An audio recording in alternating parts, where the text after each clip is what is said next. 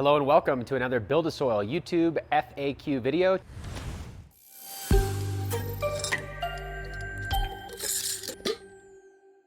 Today we have FAQ 2 for season 5. If you are just following, what we've done every season is to increase the communication and the interaction. There's so many comments and I'm running a business, so adding the recording of the videos on top of the daily business activities, it can start to take a lot of time, even when we map out a schedule.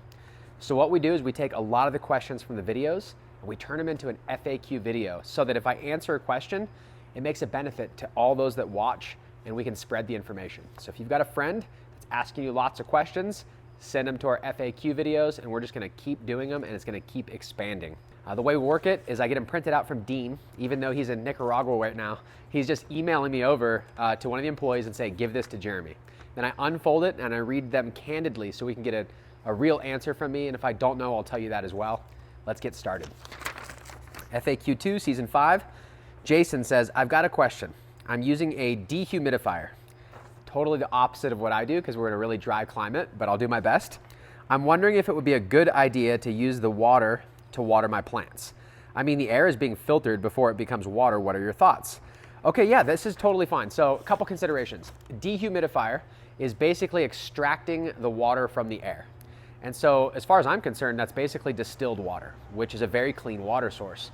People would argue that if your dehumidifier is dirty and contaminated and it's collecting in a reservoir that's kind of gross, that may be a reason not to use it. But I think if you keep your dehumidifier clean, there should not be any issues there. Next, dehumidifier, since it's basically distilled water, it's not going to have any minerals in it. It's water taken from the air. So I would make sure that just like reverse osmosis, if we're using that as our sole source of water, we might consider adding a little bit of minerals. You could probably sprinkle a pinch of C90, something to get just all of the elements into the water. You could also forego it and just make sure that you're addressing your soil with the proper minerals so that as the water enters, it's likely to work. Most filtered tap water is going to have some minerals. That's just why I suggest that. Otherwise, I will note that since I don't use a dehumidifier, it's super dry out here, we usually have to add humidity. I've not done this. I typically only like to teach from experience, but I knew the answer, so I feel like I could share that with you, okay? Next one, Norman says, what's the difference between Yucca and QUILLAJA? Also, Jason, I feel like it's cool not to waste the water, right? So it makes sense to me. I would totally use the water if it were me. Norman says, what's the difference between the Yucca and the QUILLAJA extract? This is a really good question.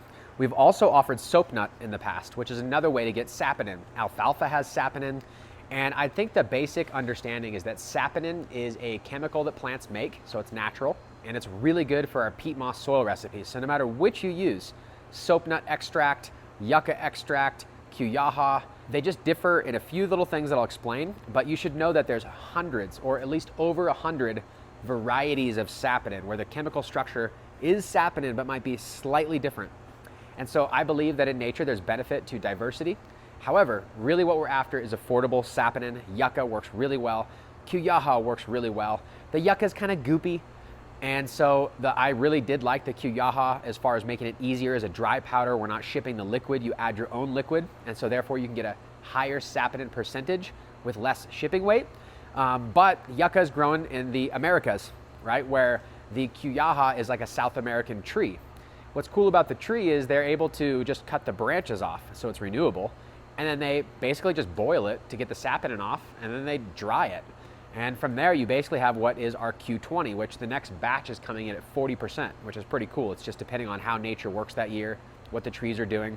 But then they actually have versions where they filter it out and get even higher levels of saponin. Where the Yucca from the company we get it from, it's always basically the same, and I think they formulate it that way. But they both work incredibly well.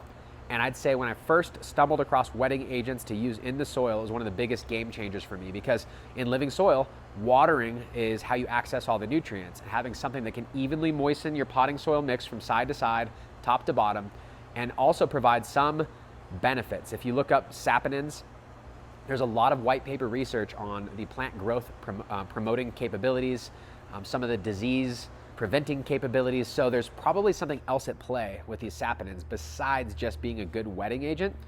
But I did want to share with you those differences.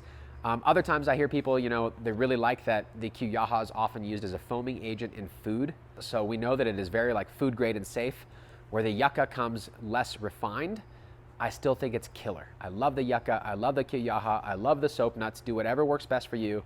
If you're watching this in another country, get whatever is easiest for you to access, and then you can experience that.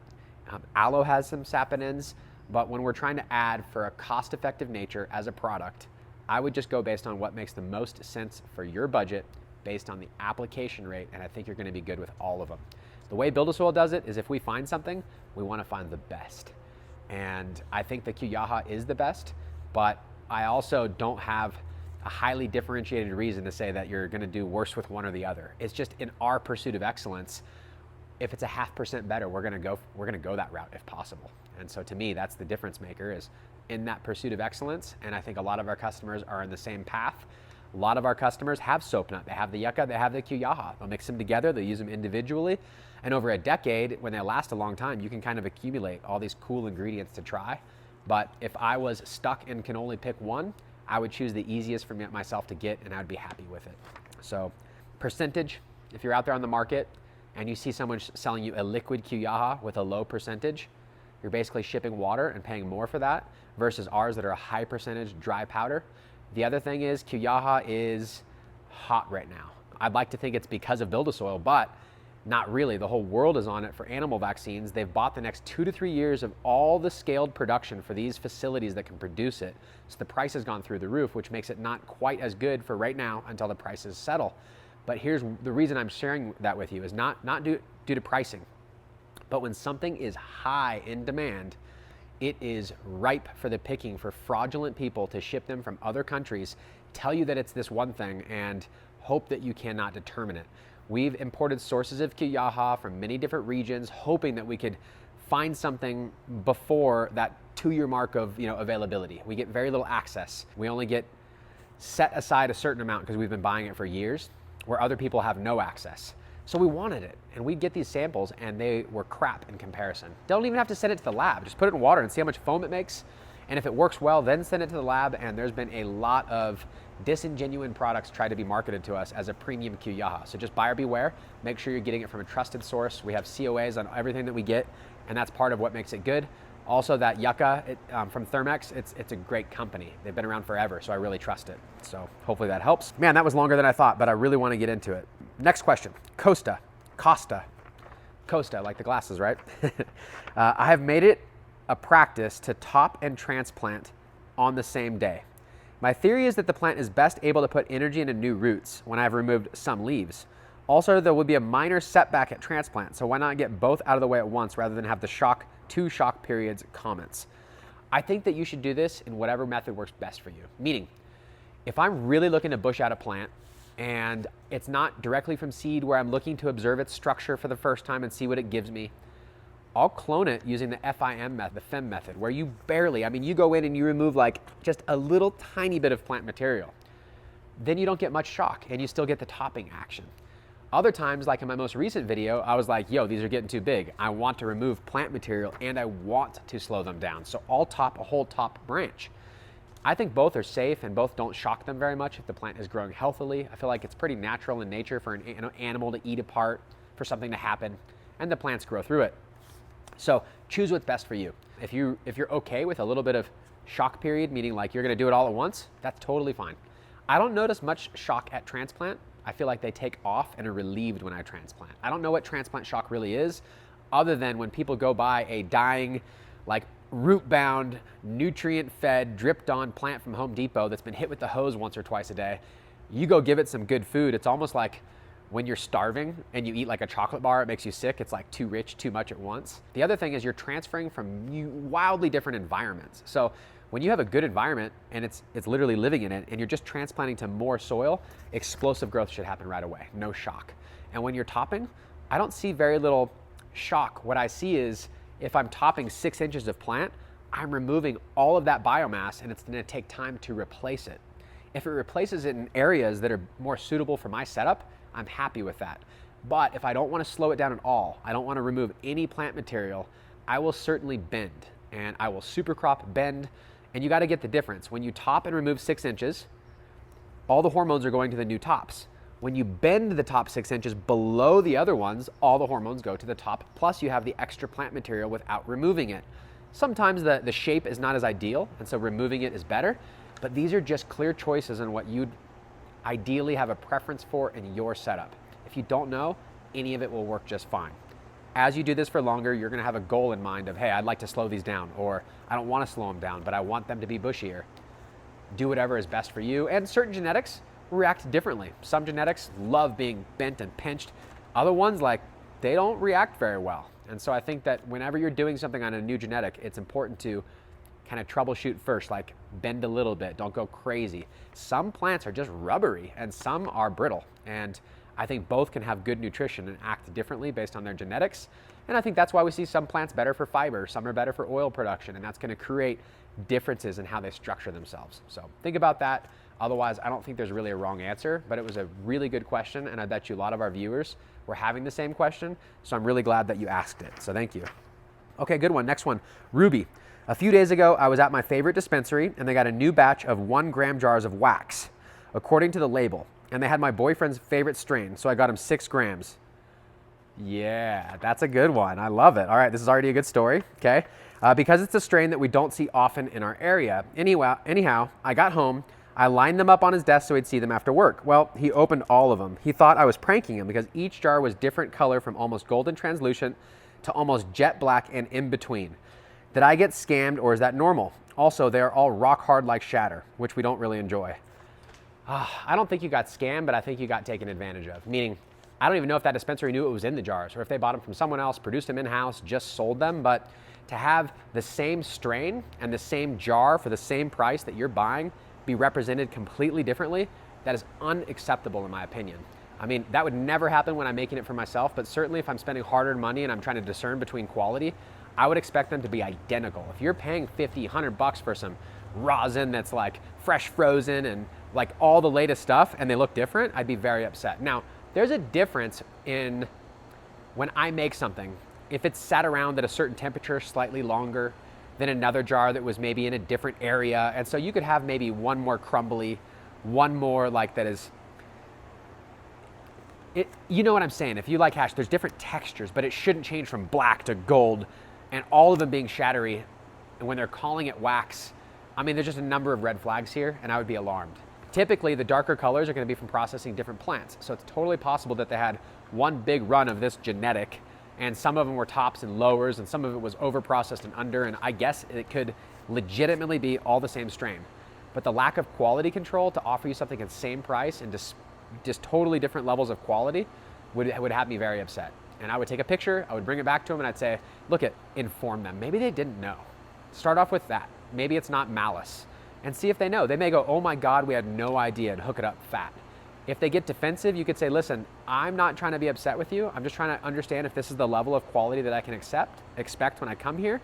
I may want to go elsewhere, or I may ask to see the jars open before I purchase them because this is not the result that I expected. So just be nice about it. One of the things that I do in my life is if I see something happen, there's a fork in the road. I can say, this was intentional and this was evil and they're out to get me. Someone robbed me. Or I can say, maybe I forgot it, maybe I lost it, maybe they had no idea. And I think that it's better in life to take the high road, give them the benefit of the doubt until proven otherwise, and life across the board is significantly better. I don't want you to be ignorant, but I think that just having that positive step, talking to them about it, stand up for yourself, who knows, maybe you're gonna prevent 20 other people from having the same experience, but they only got 1 jar. So now they just don't know that the black wasn't normal. So please, mention it to them, let me know what happens. Either way, rad girlfriend. Good call getting 6 grams of the favorite. Okay, next question. Laugh at life. I like the name. Springtails. Talk to me, bro. Good or bad? Nature doesn't know good or bad. Nature just has things that do jobs. And springtails are better in a wet environment. So when you have a worm bin, if it's going to be on the moisture side, you're going to see a lot more springtails. But there will be shifts in the biology as well as shifts in the arthropods depending on the moisture levels and the input feed material. So when I'm growing, if I happen to see when I'm watering, it happens from time to time. You'll go water and you'll see springtails just white, like at the surface, jumping around and stuff. Typically, to me, that means that I was on a maintenance mode where I was coming in and dumping heavy water in order to get to the next day and do it again. And I wasn't on this even keel of giving them just the right amount of water when I'm in a really good mode. Maybe address that. Other times, it's just that whatever food was in the top mulch layer, whatever I added may have had it. And so I'm expecting a population explosion to kind of mitigate that. And usually when when whatever was supporting them goes away, the balance returns. So in a no-till living soil container, there should be a better balance and there shouldn't be an overpopulation of one species. I would take that more as a sign that, hey, maybe I should lower my level of watering to get the deeper layer, but then back off for a while, at least for that top layer, to bring that balance back. It's not always that you're overwatered, but with Springtails, it's usually a sign. And so I would use it as kind of a barometer more than a, hey, this is bad, this is good. It's not black and white like that. I think that Springtails are part of the ecosystem. I think that the roly-polies are rove beetles, but if you have too many rove beetles, they'll end up in your plant. If you have too many roly-polies, they can eat your seedlings, strip your stalks. If you have too many Springtails, it can indicate that you're going anaerobic and maybe a little bit too wet. So use these as indicators. Don't use them as a, I'm doing it wrong. This is just totally natural and it balances itself over more series of no-till. Oftentimes when I see a higher population, it's when I have a lot of decaying mulch. So you can always remove a little bit of it, kind of reset and refactor and just learn from there. That's up to you. I think either way you'll be fine. I have seen high Springtails in a sub-irrigated planter that was huge when we used to do the soma sips. And I feel like at that point, it was totally anaerobic and the plants were struggling and the Springtails were everywhere. I don't think the Springtails were the problem. I think the fact that it went anaerobic and I couldn't dry it out properly in its setup was the problem. So use it as a barometer. Hopefully I answered that well. If you've got more questions about these types of things, post it up in here. We'll put it on another FAQ. Okay, 3 more. K-Tish says, speaking of coffee, love coffee. By the way, wearing the new hat, we got a coffee mug, which I should have shown you, but they're available. It says loyal to the soil on the back and at BuildASoil on the side, which this one doesn't. This is like the first iteration. And we got some coffee mugs, which I don't know why I'm doing this, but the coffee mug. So if you're into that stuff, we finally have some swag. You guys have been asking forever. Go to the BuildASoil website, check it out.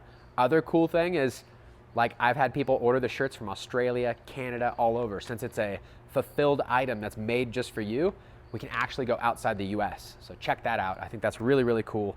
And then we're actually gonna add the family farms stuff that's gonna, the proceeds will go to feeding our pigs, the rescue pigs that we have, and providing a better environment for them. So I'm actually having fun with the swag now. Before I didn't, because we didn't have it. They were misprinted. Anyways, totally derailed, but I wanted to let you know, because you said coffee, and I've had plenty this morning. So speaking of coffee, why do some people drop the used coffee grinds on the houseplants? I've heard this many times, and I have a small plant that drinks coffee from time to time in my studio, and it's looking really good. What are your thoughts on that? It drinks coffee, I love that. Okay, so I first heard of this. I was working in an office, and one of the girls there would always go take the coffee and dump it in the plants, just in the alley behind, instead of dumping it down the drain. And she was very eco-conscious, and she said the coffee was good for the plants. First time hearing it. That was coffee, just excess old coffee. She'd also take the grounds and throw them out there. And so then when I started growing and started BuildASoil, I started thinking about it. I was like, man, I drink lots of coffee. So I would put the grounds in my worm bin, let them process it. That way I wouldn't have like caked up layers of coffee that made it hard to water through. But essentially, what are we talking about? We're talking about a seed meal. This is the seed of a plant. This is all of its energy put into something that is going to be valuable and it's nutritious. The fact that it has caffeine and we're interested in that, I don't think is interesting to the plants, but it's a seed meal. So it has micronutrients, NPK, all of those things in it.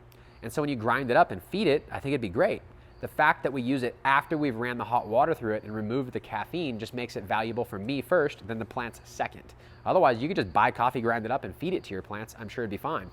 Just like any other seed meal, you want to use it in some sort of balance. And I think if I were to take soybean meal or camelina meal or mustard seed or any of those and just cake it, it might cause some problems. But if you top dress like normal, it should be really, really good for your plants. So essentially, that's all we're talking about. It's a seed meal, which is very normal, similar to soy and all these other things. Of course, there's going to be differences in protein levels and lots of little basics, but at the end of the day, little seeds are good as far as fertilizer. And it doesn't have to be coffee. It's just a way to reframe that from coffee that we think of as like hot and caffeinated versus it's just a seed. Grind it up, use it. That's what fertilizer is. So really good question. I'm glad we got to discuss that. Jay, do you keep roots in soil or remove them after harvest time? I leave them in there. So you'll notice this season in the 4x4 bed and the 3x3 bed, occasionally if I want to plant in the same location, I'll twist the stalk, remove that little bit of root ball just so that I can plant straight in without it being like right in my way. Otherwise, all of those roots become pathways for water to move through. They start to decay and break down and the worms eat them and they refeed you, your soil, and they refeed the plants. Now, this rule makes sense in a no-till situation. But if you've ever grown in like a 5-gallon and overgrown it and fed it, it becomes all roots in there. And so I think people picture like, how would I plant back into it? It's like solid roots. But when you're growing in living soil, the roots don't take up as much volume of the container as compared to hydro, because the roots can leverage the biology and all these different ways of absorbing the nutrients without having to just be solid nutrients absorbing everything you're feeding. And so in a big bed like that, I have dug around and it's not like wall-to-wall solid roots because it's a big bed. So in my opinion, in the living soil way, you just leave them in there and they become a benefit to you. But when you're talking the hydro way, it's like solid roots. And so I think you'd have to dump a small container into a tarp, re-amend it all. You could leave the roots in there, but I'd want to like remix the soil if it was that bad. So hopefully that helps answer your question. Jesse, last question. I have a question I don't think I've heard asked yet, but what's your opinion on using collected rainwater that turns green? I grow outdoors and I use rainwater when I can to water, but the collected rainwater sometimes turns green if I don't use it fast enough or if it just keeps collecting. Can that be bad for my plant, or should I just not worry too much? Any ways to prevent this if needed? Yes, so I would worry a little bit, meaning like if it gets bad and it's built up for a long time, algae, depending on the algae, can cause some problems. Here's what typically causes it: access to the sunlight and some sort of food source, organic matter. So if you have, if you're collecting rainwater, depending on how you're doing it, ideally it would be collected off the roof, and there's going to be some material in there because it's on the roof. That organic debris can cause algae growth. So a lot of people have some sort of small filter that it pours through, whether on the end of the drainage or whether on the top of the container that it's going into. That filter will collect a lot of the debris, which you can, discard, and then you should have less organic matter in your water that's feeding the algae. On top of that, if you have an opaque one, wrap it, get a dark one, paint it, whatever you have to do. If it can be free of the sunlight and be dark inside, significantly less likely to grow any algae. It needs that light and it needs a food source. So keep things clean. Don't use clear tubing. Use a dark container to keep it in and filter it, and I don't think you should have the algae. And if you did, it's so minimal, I wouldn't even worry about it. If it is in kind of a clear container or clear tubing leads to it, or lots of debris is getting in there and it's causing algae growth, I'd probably personally still use it, but I might be a little bit more picky when it comes to using it on special plants, depending on the volume of water I'm getting and how much green is in there. We actually used to sell an algae product that was a special algae that this guy had been growing to clean up like the ponds on like pig farms and stuff where it was just decrepit, and he would completely clean it using the algae. And this particular algae was an oxygen producer, so not all algae are the same. And so that's all I can say. I don't have an exact answer for you. I would use caution if it was bad. Generally, a little green's not that big of a deal, especially once it hits the soil. The biology kind of goes crazy. But to prevent it, dark and also the organic matter. Same thing like on the pig farm. If one of the pigs eats near its mud hole and the food gets in there and the sun's a little brighter on that side, so it starts to grow with algae, we add a barley enzyme, which is ponzyme, and the enzymes from barley destroy the algae. So there's potential for that. The other thing that I forgot to mention is you could just throw a pump in there, recirculating on a timer, and turn the water every once in a while. A lot of times, not only is it the light in the food, but it's stagnant. So you get it churning, you get it dark, you remove some of the contaminants, you're gonna have really, really good rainwater, and I highly suggest you do it. Now, I guess the one thing is consider the legality. It's kind of stupid, but there's like tons of laws on collecting rainwater. You can do it off your roof in some states say no. I personally would do it no matter what, but I just want you to be aware that you could be breaking a law depending on where you live, which is stupid if you ask me, but it is what it is. I was talking to my wife about this the other day when people are, obviously there's a lack of water. Water is a real big problem. People talk about water wars, but I often think to myself, like, aren't we drinking all the same water that we've always had? Like, didn't like my great ancestors drink the same water I'm drinking? So I know that it's not always the same. Some gets out of the loop and some gets contaminated, but I was reading this book on abundance, and it's talking about how in the history of the earth, we've had several instances and moments in time where there was quantum leaps in availability of abundance. And so for instance, discovering how to produce aluminum. I read in the book, it could be wrong, that the first person that discovered how to easily produce aluminum, since it's ubiquitous in all the topsoil, they decapitated him. They literally, the king was like, off with his head, you're gonna devalue everything that I have that's aluminum. It was valuable. And I think it took like over 100 or 200 years later for someone to figure it out again. And now, boom, we have an abundance of easily usable material for lots of purposes. What if we could figure out how to clean our water where it wasn't an issue. Collect the rainwater, clean it all. I mean, none of us would be talking about this anymore. What if we could desalinate the ocean water? Countries next to it, it instantly would be game changed for farming. So sometimes I really worry about this stuff, and other times I think, man, what would happen if we found a better way tomorrow? So let's keep that attitude. I love all these questions. Thank you so much for everyone that participates, watches this series. I just can't tell you how many times I sit there while we're about to record and think, I cannot believe that I get to do this for a living, and that each other connecting on our passions and being able to share this information creates a world that we can all live in. The employees that work here, my wife and kids, all of us benefit from the fact that we have the same passion. And I think that's so cool, and I really appreciate it all. So please ask more questions, watch the videos, and until next time, I'll see you guys on the next FAQ video.